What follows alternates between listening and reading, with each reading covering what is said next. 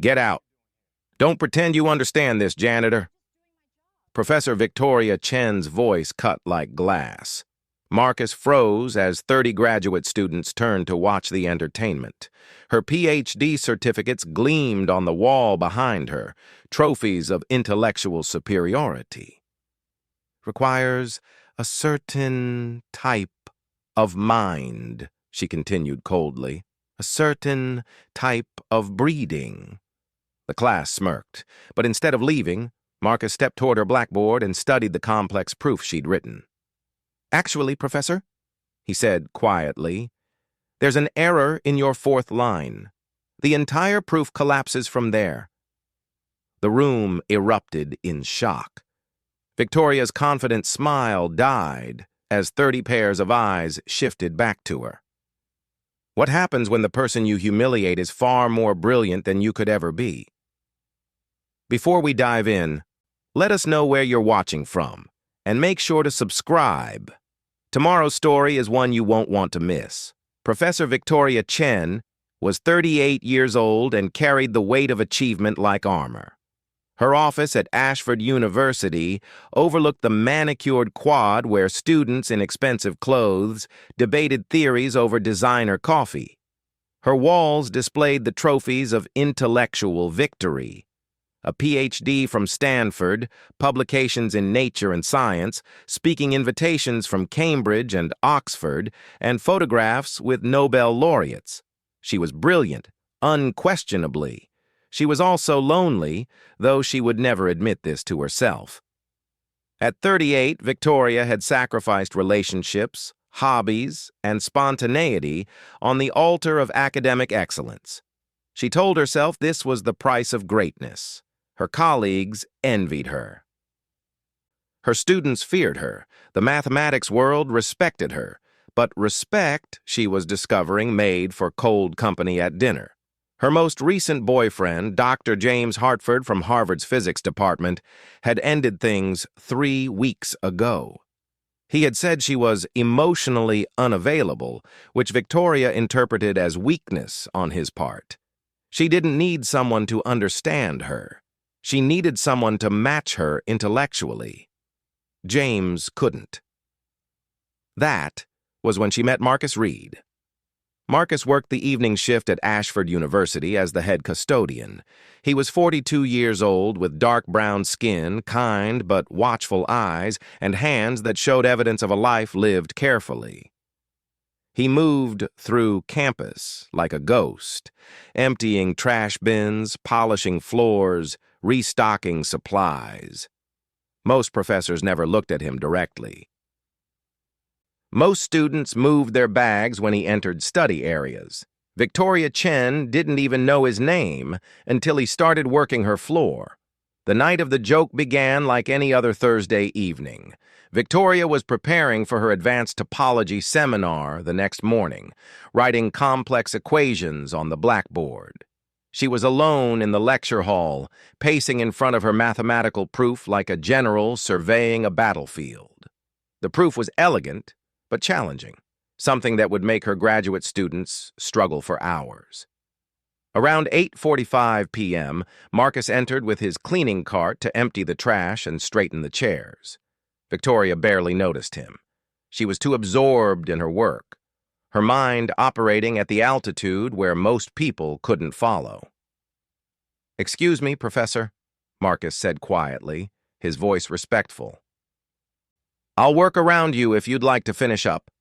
Victoria gestured dismissively without turning around. "Just do your job." What happened next was born from the particular arrogance that comes from being right most of the time. Victoria turned to face her equation, studying it with satisfaction. An idea struck her. A joke, she thought. A way to demonstrate just how difficult real mathematics was. She picked up her chalk and wrote a new equation beneath her proof. This one was different. This one was the kind of problem that had stumped mathematicians for 15 years. "You know what?" Victoria said aloud, still not looking at Marcus directly. Whoever can solve this equation has my permission to marry me. Obviously, no one will, but it's fun to imagine someone actually understanding mathematics at this level. She laughed at her own wit, a sharp sound that echoed through the empty lecture hall. Marcus didn't respond.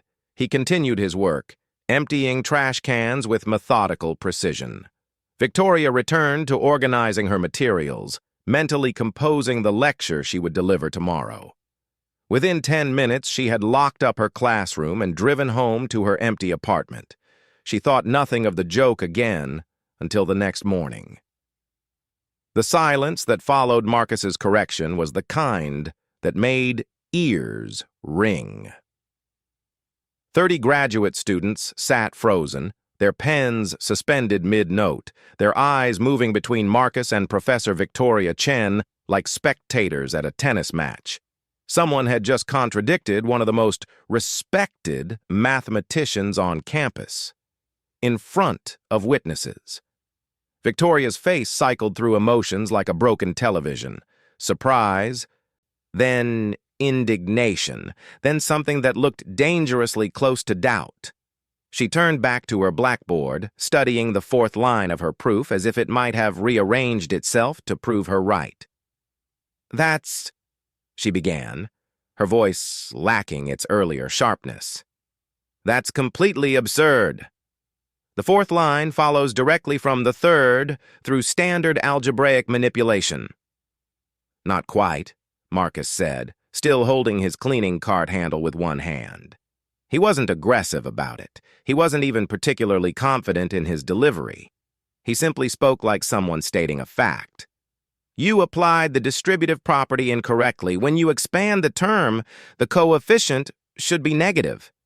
Everything after that is built on a faulty foundation." Victoria stepped toward him, her eyes narrowing. "Do you have a PhD in mathematics, Mr. Reid?" he said. "Marcus Reid. And no, I don't." "Then I suggest you focus on what you're trained for." She turned back to the class, her voice recovering its authoritative edge. "Everyone, ignore that interruption. As I was saying..." But her lecture had lost its rhythm. Students could sense it. She stumbled over explanations that should have been automatic. Twice she had to backtrack on points she'd already covered. By the end of class, she had assigned extra problems and dismissed everyone 15 minutes early, something Victoria Chen never did. Marcus finished his work in silence and left. Victoria didn't go home. She sat in her office with her door locked, her blackboard erased and cleaned, her proof written out fresh on white paper. She worked through it methodically, line by line, checking every calculation twice. On the fourth line, she found it. The error was small, elegant in its destructiveness. Marcus was right. She had made an algebraic mistake so obvious that she felt physically ill, the kind of mistake undergraduates made. The kind of mistake she had spent 15 years training herself never to make. She paced her office. The digital clock on her desk showed 11:47 p.m. Most people would be asleep. Most people wouldn't care. But Victoria wasn't most people. And she did care. Deeply. How had a janitor seen something she'd missed? She pulled up the security footage from her office on her computer. Earlier that evening, she'd been alone for 3 hours, working on this proof. The timestamps showed no one entering. But she needed to know something else. She pulled up the security footage from earlier that day, from her lecture hall, from the time when Marcus had been working nearby. She fast-forwarded through 40 minutes of footage, showing him cleaning, moving methodically from row to row, emptying trash, wiping tables, straightening chairs. But then, during one of her administrative meetings in the building's conference room, something changed. The footage showed Marcus stopping his work. Stopping completely. He stood facing the blackboard with her proof visible, his head tilted slightly, his eyes moving across the equations. He didn't touch anything. He didn't take a picture. He just read. For approximately 90 seconds, he read her work. Then he returned to cleaning. Victoria rewound the footage and watched it again. There was no doubt. He had deliberately studied her mathematics, which meant he understood it. Which meant he understood advanced topology well enough to spot an error most PhD candidates would miss. She wanted to believe it was lucky guessing. She wanted to believe he had seen some obvious flaw through sheer chance. But the way his eyes had moved across the equations, methodically, systematically, like someone tracking through an argument, suggested otherwise. By 2 a.m., Victoria had made a decision. She would find out who Marcus Reid actually was. The next morning, Victoria did something she'd never done before. She went to the maintenance office and asked to review personnel files. The department head, a man named Robert, who had worked at Ashford for 28 years, seemed surprised by the request, but complied. Marcus Reid, age 42, hired 5 years ago, high school diploma. Previous employment, various custodial and maintenance positions, references available upon request.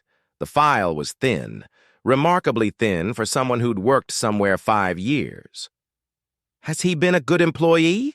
Victoria asked, trying to sound casual. Robert nodded. "Best we've got. Reliable, thorough, quiet. Doesn't make trouble. Why?" "Just curious," Victoria lied. "He seemed intelligent? Like capable of doing more complex work?" Robert considered this. "I've never thought about it. Honestly, he does his job well. That's all that matters in this department." Victoria left without learning anything useful. That afternoon, she found herself walking past the cafeteria during her lunch break. She saw Dr. James Chen, no relation despite the shared surname, from the mathematics department sitting with 2 colleagues. James was someone she'd collaborated with years ago, before personal pride had gotten in the way of their friendship. She sat down across from them, uninvited. "Victoria," James said, surprised. "We haven't seen you in months." "I know. Listen, I need to ask you something strange." She lowered her voice. "Have you ever noticed anything unusual about the maintenance staff? Anyone who seemed particularly well-read?" The 3 colleagues exchanged confused looks. One of them, Dr. Patricia Williams, leaned forward. "Why do you ask?" Victoria wasn't about to explain the truth. "Curiosity. Someone mentioned that some of our custodians have unusual backgrounds. I was wondering if you'd noticed anything?" Patricia frowned. "Actually, there was something odd about a year ago. I stayed late working on some papers, and I noticed one of the maintenance workers, I think his name was Marcus, he was reading a thick mathematics textbook during his break. Looked like graduate-level stuff. I remember thinking it was unusual, but when I tried to talk to him about it, he seemed uncomfortable and put the book away." Victoria's pulse quickened. "What kind of book?" "I can't remember exactly. Something about functional analysis? It was a while ago." James was watching Victoria carefully. "Why do you care about this?" "I don't," Victoria said quickly. "Just making conversation." But she was already gone, her mind spinning. 3 days later, Victoria was working in her private office on a research problem she'd been struggling with for weeks. It was elegant and frustrating, a problem from her own doctoral dissertation that she'd returned to because she believed it contained deeper insights than she'd initially found. She'd spent the afternoon filling a whiteboard with failed approaches. The problem was beautiful, precisely because it seemed to resist traditional solutions. You could attack it with brute force mathematical machinery, or you could find elegant structural insights. Victoria had always preferred brute force. It was more reliable, more controlled.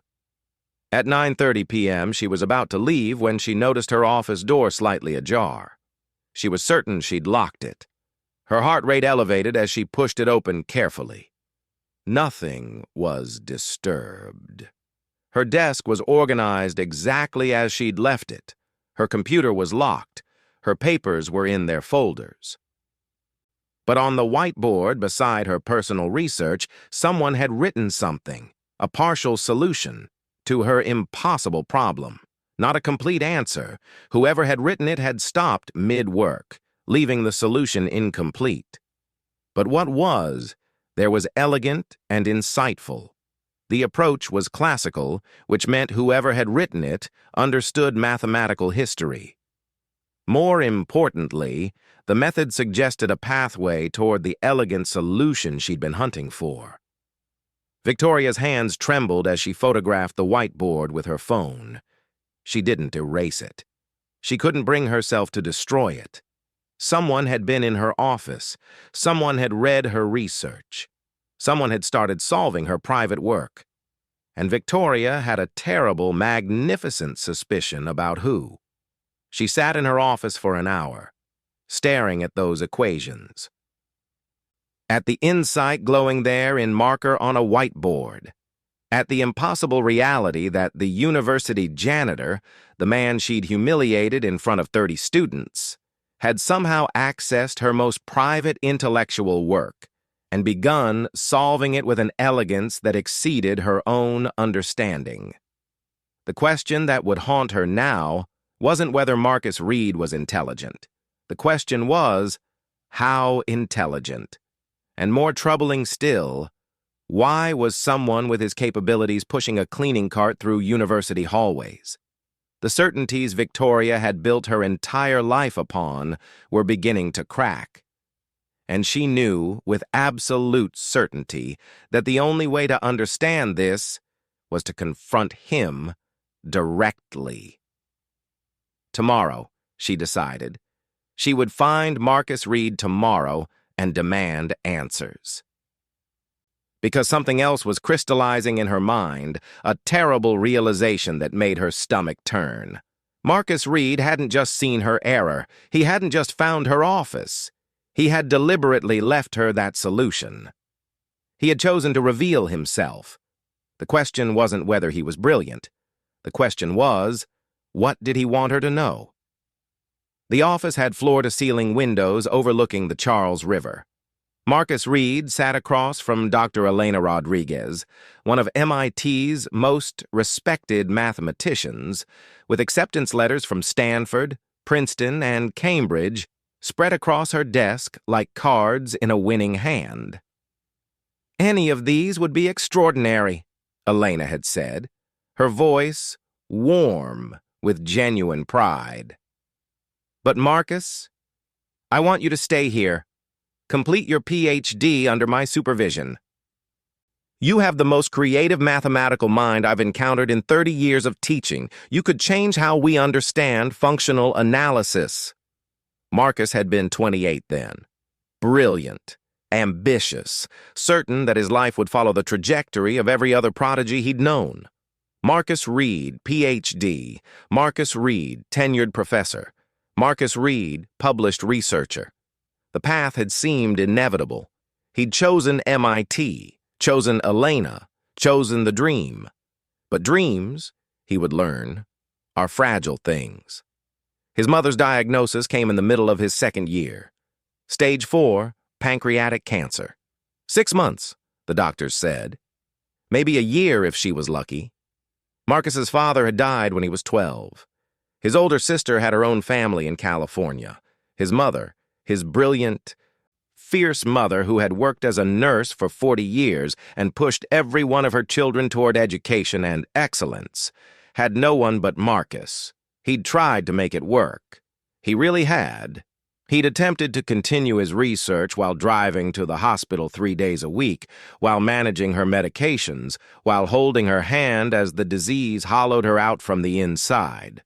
For 3 months, he'd lived between two worlds, belonging completely to neither.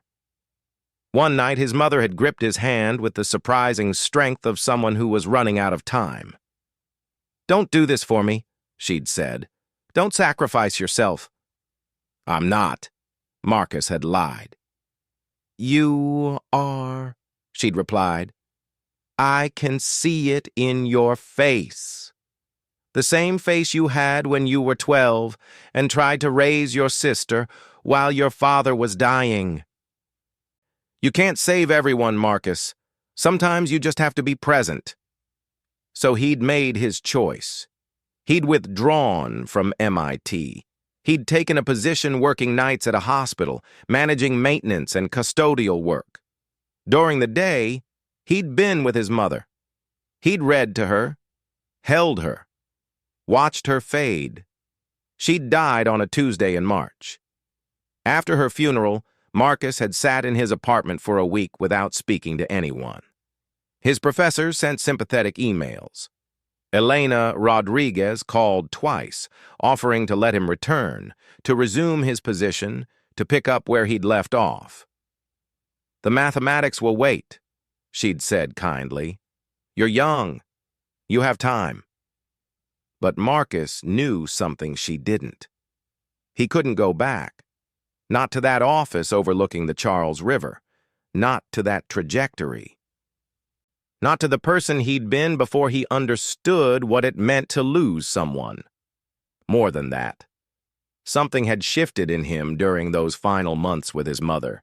His mind, once content to live purely in abstract mathematical spaces, had been yanked into the messy reality of human mortality and loss. The elegant theorems that had once seemed like the highest form of truth now felt hollow, beautiful, but purposeless. He'd needed something different, something quieter, a way to move through the world without constantly demanding that it make sense according to mathematical principles. He'd become a custodian. It wasn't a noble choice. He hadn't done it to help others or find spiritual meaning.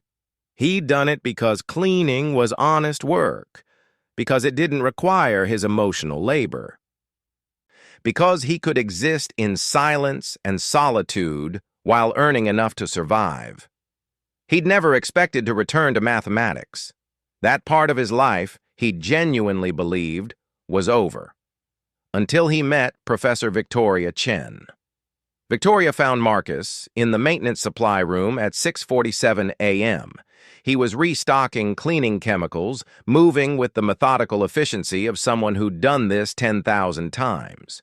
He wasn't surprised to see her. Marcus had been expecting this. "My office," Victoria said without preamble. "Now." They rode the elevator in silence. Victoria was vibrating with barely contained fury. Not at him, Marcus understood, but at herself. He'd seen that energy before, in people confronting the limitations of their own knowledge. Once inside her office with the door locked, Victoria held up her phone. The photograph of the equations he'd left on her whiteboard. "Who are you?" she demanded. Marcus met her eyes directly. "Someone who understands mathematics." "Liar." Victoria's voice cracked.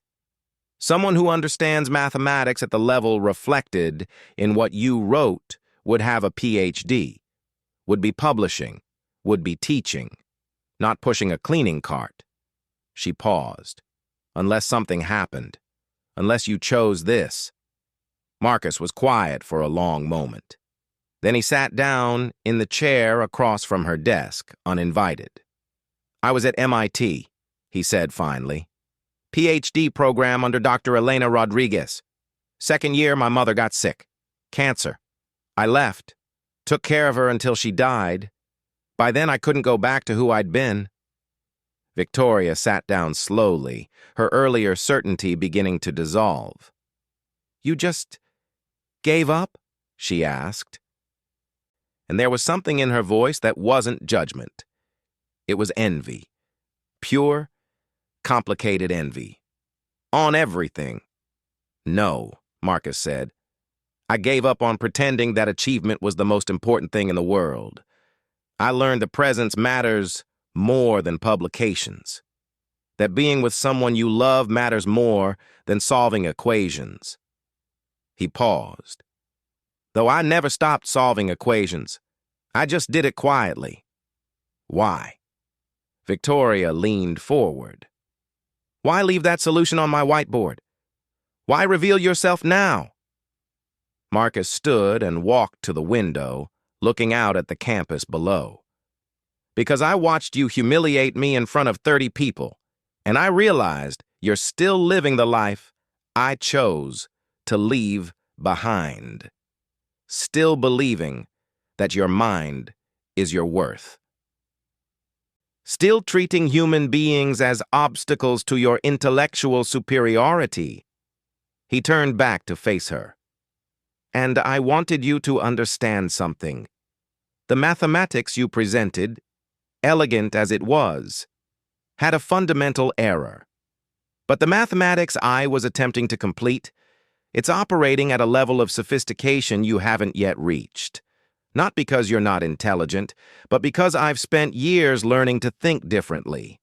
And that's a kind of education that no university can provide. Victoria felt her entire worldview tilting. So you're saying you're better at mathematics than I am? I'm saying, Marcus replied carefully, that we're operating with different frameworks. You solve problems through accumulated knowledge and formal training. I solve them through structural insight and classical methodology. Neither approach is objectively superior, but one of them revealed the error you missed. The silence stretched between them. Victoria wanted to argue, wanted to defend her achievement, wanted to insist that her credentials meant something. But she couldn't, because she'd seen his solution, and she knew with absolute certainty that it was more sophisticated than anything she'd produced in years. I didn't know, Victoria whispered. I didn't know you were there. I know, Marcus said. That's why I wrote that solution. So you would have to know. So you would have to confront the fact that your assumptions about intelligence are incomplete. What do you want? Victoria asked, and the question came out desperate, vulnerable. From me. What do you want? Marcus met her eyes with a mixture of sadness and something that might have been hope. I want you to look at me, he said simply. Really look. Not at what I clean. Not at my job title, not at your assumptions about what intelligence should look like. Just look. For the first time, Victoria did. And what she saw wasn't a janitor. What she saw was a man who had sacrificed everything to be present for someone he loved. A man who had chosen humanity over achievement. A man whose mind burned just as brilliantly as her own. Perhaps more so because it had been forged in loss rather than privilege. She saw a genius she had completely failed to recognize, and she understood with crushing clarity that she had built her entire identity on a foundation of lies. The first person to know was Dr. James Chen. Victoria, still reeling from her conversation with Marcus, had confided in him that evening over coffee. She needed to tell someone. She needed to process what it meant that the university's most invisible employee was more intellectually accomplished than most of its faculty. James had listened carefully. Then he'd done something Victoria hadn't anticipated. He'd told his wife, who told her sister, who worked in the university's administrative office. By the next morning, whispers were circulating through the mathematics department. By noon, the story had reached the dean's office. By evening, the first journalist had called. We're hearing, a reporter from the Boston Globe said into Victoria's voicemail, that a custodial worker at Ashford University solved an advanced mathematics problem that stumped a decorated professor. Can you comment? Victoria hadn't called back, but the damage was done. The second person to truly understand was Dr. Marcus Webb, visiting from Harvard. He had been invited to present research at Ashford and was sitting in the faculty lounge when the conversation shifted. Someone mentioned the janitor who had apparently corrected Professor Chen's work. Marcus Webb, intrigued by what he assumed was an urban legend, had asked more questions. He pressed for details. Someone mentioned that the janitor had been reading advanced topology texts. Someone else mentioned partial solutions glimpsed on whiteboards. Webb, a mathematical historian and someone with genuine intellectual humility, felt a chill run down his spine. He recognized the pattern, the approach, the classical methodology that had fallen out of fashion decades ago. He requested to meet Marcus Reid personally. The meeting took place in the university's mathematics library. Marcus walked in, still wearing his maintenance uniform. He hadn't requested time off, hadn't announced anything, had simply continued his work as if his secret wasn't collapsing around him. Webb studied him for a long moment, then asked a single question. "Did you study under Dr. Elena Rodriguez at MIT?" Marcus froze. "How did you know?" "Because," Webb said slowly, "I know Elena's mathematical lineage.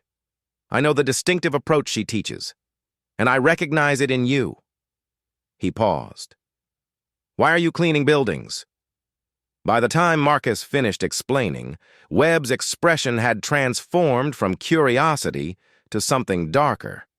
Anger, perhaps, or profound sadness about what institutions fail to see.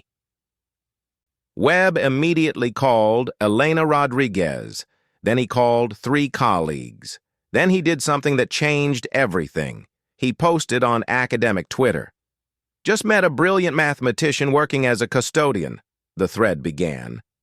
"This is what happens when we judge people by credentials instead of capability."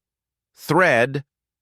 The thread detailed Marcus's approach, his methodology, his apparent sophistication. Webb quoted Marcus's explanation of the mathematical structure underlying Victoria's error. He included photographs of the solution Marcus had left on the whiteboard. Within 4 hours, the post had been retweeted 5,000 times. Mathematics departments from Stanford to Cambridge were discussing it. The story had transformed from institutional gossip to cultural moment. Ashford University's administration finally understood the magnitude of what had happened when CNN called asking for a statement. The university president held an emergency meeting with the dean of faculty, the mathematics department chair, and human resources. They reviewed Marcus Reid's employment file. 5 years. Exemplary performance reviews, steady raises, no incidents. No one had ever thought to ask if a custodian might be overqualified for their position. "This looks like discrimination," the dean said quietly. "Whether intentional or not, we've been systematically underutilizing intellectual talent based on appearance and credential requirements." The institutional response was swift. By the next morning, a formal apology was issued. Marcus was offered a position in the mathematics department as a visiting researcher with full salary and benefits. The university announced the establishment of a new initiative to identify underutilized talent among all staff. But the apology, though genuine, couldn't erase the problem. Media outlets had picked up the story. It was no longer just about Marcus. It was about systemic prejudice, about assumptions, about how society fails to see people who don't fit predetermined categories of excellence. By the 3rd day, Marcus had received contact from Stanford, Princeton, Harvard, Yale, MIT, and Cambridge. They were offering visiting positions, research grants, opportunities to complete his PhD if he wanted. The academic world was suddenly desperate to claim him as their own. But there was a complication. The very institutions rushing to embrace him were the same ones that had never looked for him before. They wanted him now because he'd been exposed, because he'd become famous, because he represented a narrative about hidden brilliance that was currently trending on social media. Marcus turned them all down, politely, firmly. "I appreciate the offers," he said in an open letter posted on social media. "But I need to understand why this attention emerged only after public exposure. If I am genuinely valuable to the academic community, that value should have been recognizable even in my invisibility." The statement launched 1,000 think pieces. Headlines erupted. "Janitor refuses elite universities. Hidden genius rejects the system that ignored him." What does this mean for higher education? Meanwhile, Victoria was facing her own reckoning. The university had asked her to participate in a public discussion about what happened. She'd agreed, though every part of her resisted. Standing before colleagues and journalists, Victoria made a statement that surprised everyone, including herself. "I failed," she said simply. "I failed to see a brilliant mind because it didn't match my expectations about what brilliance should look like. I failed because I was arrogant enough to believe that my credentials entitled me to be right. I failed because I treated a human being as invisible." She paused. "Marcus Reid taught me that achievement without humanity is empty, and that the most dangerous prejudice is the kind we don't recognize in ourselves until it's too late." The statement was circulated, praised, criticized, debated. But more importantly, it forced the entire academic community to ask uncomfortable questions. How many Marcus Reids existed in their institutions? How many brilliant minds were working invisible jobs while simultaneously being overlooked? How many people had been filtered out of the system because they didn't fit the predetermined pathway to recognition? As offers continued to pour in, not just from universities, but from research institutions, tech companies, and think tanks, the central tension remained unresolved. What would Marcus do? Would he reclaim the academic life he'd abandoned? Would he create something entirely new? And underneath it all was another question, equally important. Would Victoria Chen's transformation be genuine or just another performance of remorse? And what did genuine redemption even look like when the system itself was built on the very prejudices she'd been forced to confront?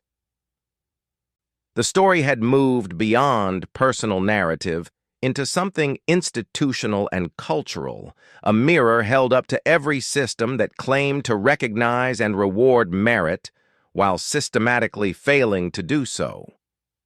Marcus had gone invisible by choice. Now, whether he liked it or not, he was impossible to ignore.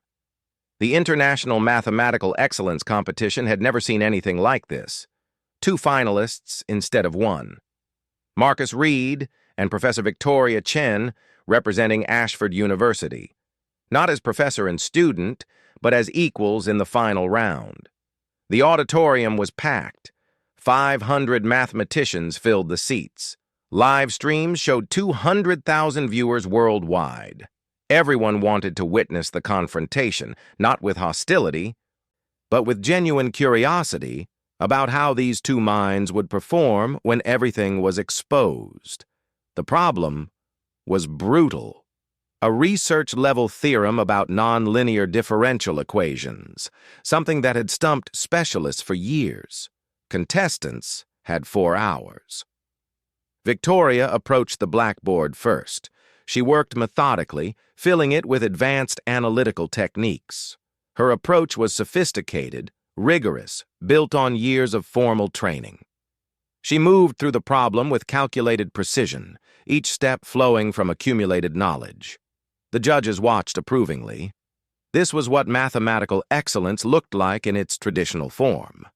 Then Marcus began. He stood quietly for the first 10 minutes, simply staring at the problem. Victoria felt a flicker of hope. Maybe he would struggle. Maybe exposure had been a fluke. Maybe... Then his chalk moved, but he wasn't writing what anyone expected. Instead of attacking the problem with brute force, Marcus started with something simple, elementary, almost primitive by academic standards. He began sketching the geometric structure underlying the differential equation. The auditorium stirred. Judges leaned forward. Marcus was translating the problem into a visual language. He was transforming abstract mathematical machinery into shapes and patterns that revealed the underlying truth. Where Victoria used sophisticated tools, Marcus used something older, something more fundamental. Within 90 minutes, Marcus had solved it. But he hadn't just solved it. He'd revealed why the problem had been difficult. His geometric insight showed the conceptual trap that had stopped other mathematicians. He'd turned the solution into a teaching moment, something that illuminated not just the answer, but the deeper structure of mathematical truth. Victoria stood watching as the judges verified Marcus's work. Each verification confirmed what she already knew. His approach was not just correct, it was superior. It showed understanding at a level that transcended mere problem-solving. She felt something crack inside her, not metaphorically, physically. A fundamental shattering of everything she'd built her identity upon. The judges didn't hesitate. "The winner by significant margin," they announced, "is Marcus Reid." The auditorium exploded in applause. But Victoria didn't hear it. She was too busy understanding what this meant. For 15 years, she'd believed that achievement determined worth, that credentials proved capability. That formal training separated the worthy from the unworthy. She'd built an entire personality around being the smartest person in the room.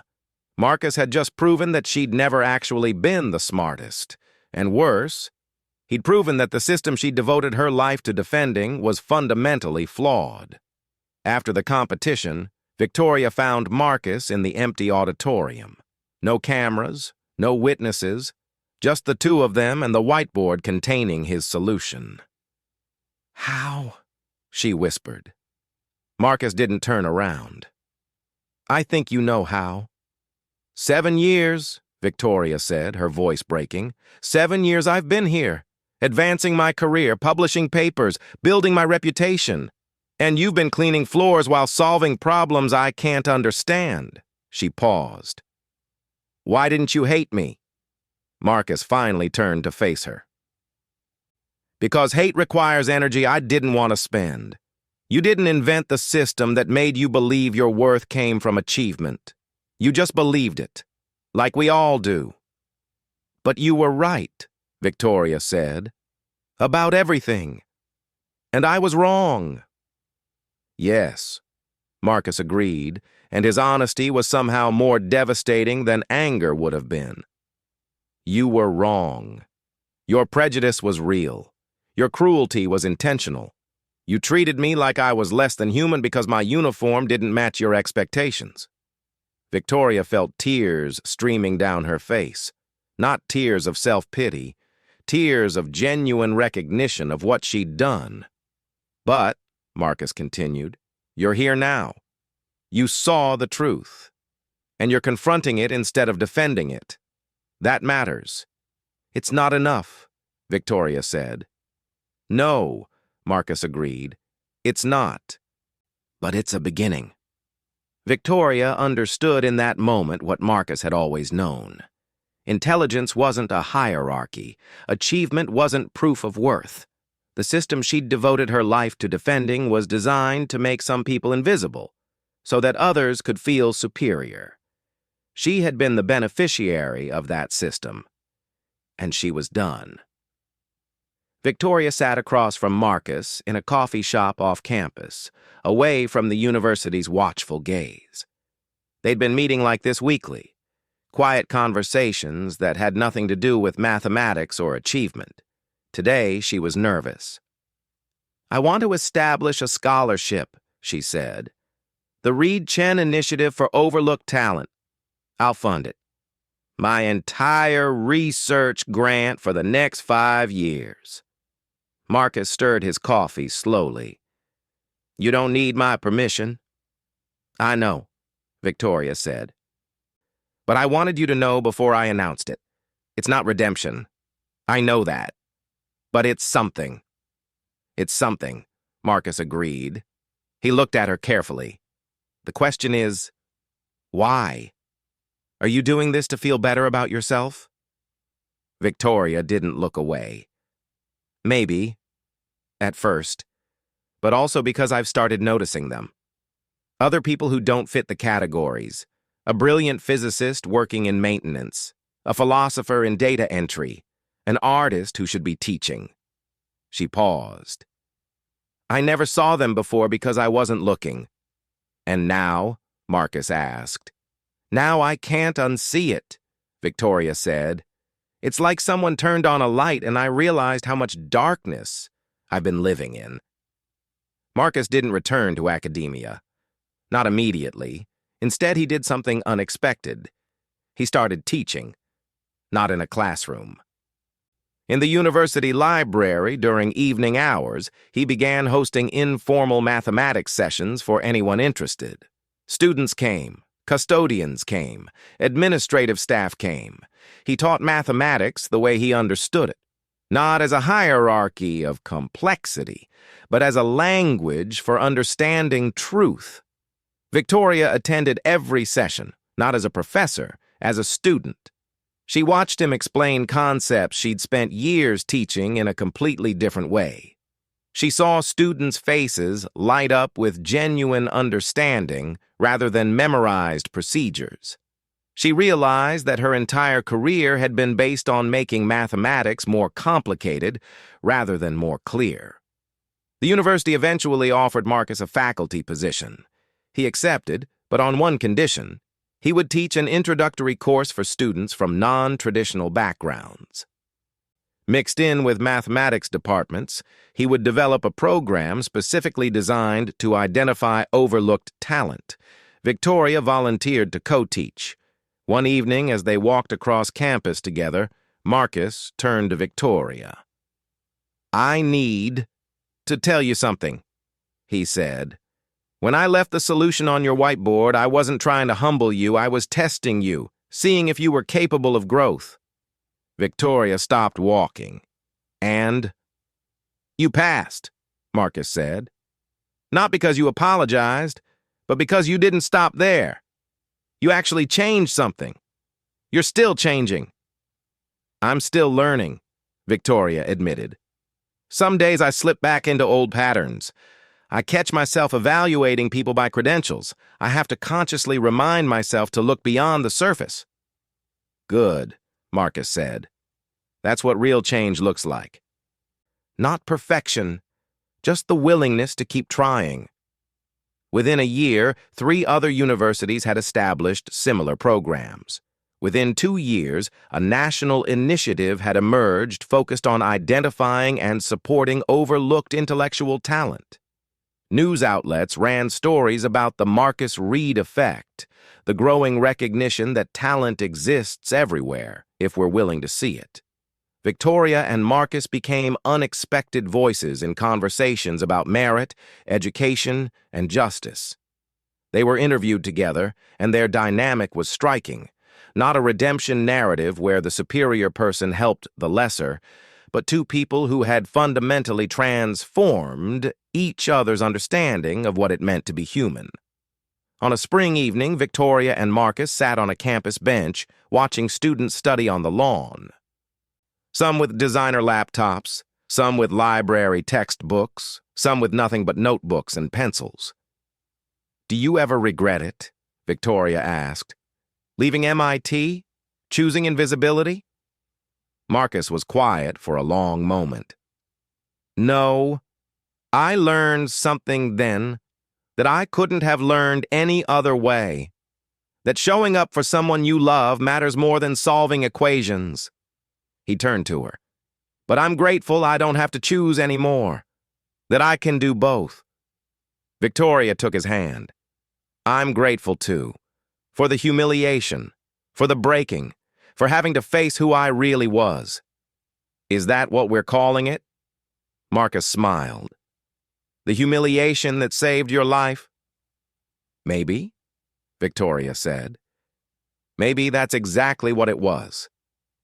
They sat together as the sun set, two people who had collided and been irrevocably changed, not by romance or grand gestures, but by the simple act of truly seeing each other, of recognizing that brilliance looked different when you stopped expecting it to wear designer clothes. The story of the janitor and the professor wasn't a tale of rescue. It was a story of mutual transformation, of systems breaking down so that something truer could emerge. And somewhere on campus, a maintenance worker was reading advanced mathematics during their break. A student was discovering they loved topology. An administrator was questioning assumptions they'd held for decades. The light that had turned on in Victoria's mind was spreading, one person at a time, one conversation at a time, one moment of genuine seeing at a time. That's how change actually happens. If this story moved you, comment wherever you're watching from, and don't forget to like, share, and subscribe for more powerful stories, because together we can keep rewriting the narrative, one story at a time.